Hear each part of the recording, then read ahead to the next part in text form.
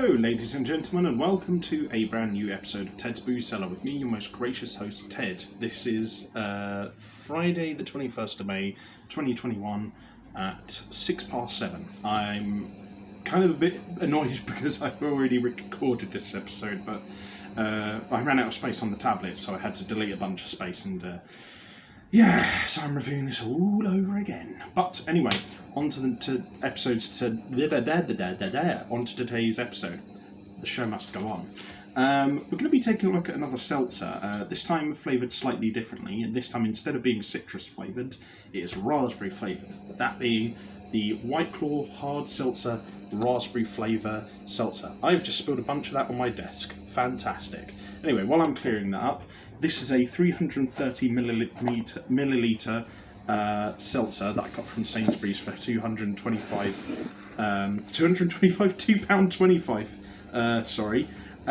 and I think for a 330 milliliter sort of like drinks can, that's pretty decent, especially for like something like a seltzer or like a pre-mixed drink. That's pretty good.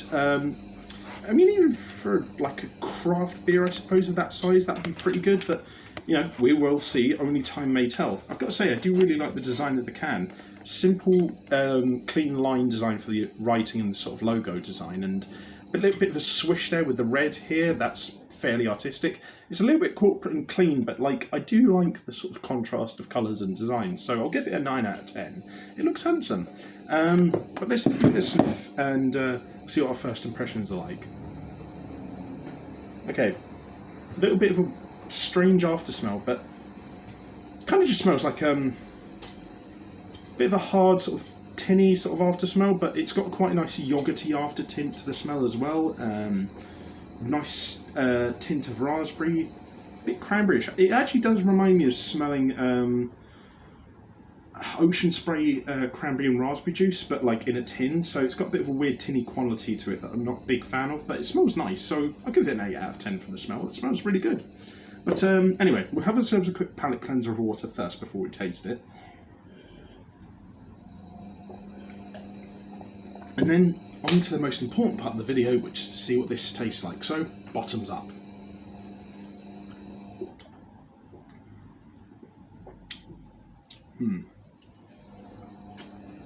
Okay, not as much flavour as I was hoping there would be, but there's at least more than the last seltzer that we reviewed.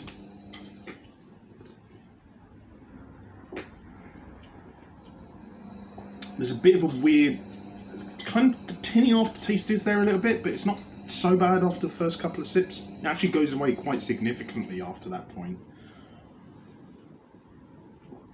You definitely can't taste this at 4.5% alcohol volume. It tastes more like a 2% alcoholic drink. It's got a nice, like, refreshing touch to it. The texture's really nice for what it is. It's got a little bit of fizz, but not too much that it sort of like muddles up the taste.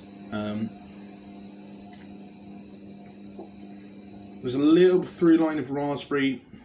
Kind of wish there was a little bit more. But what little is there is refreshing, and it's adds a bit of extra edge to the flavour.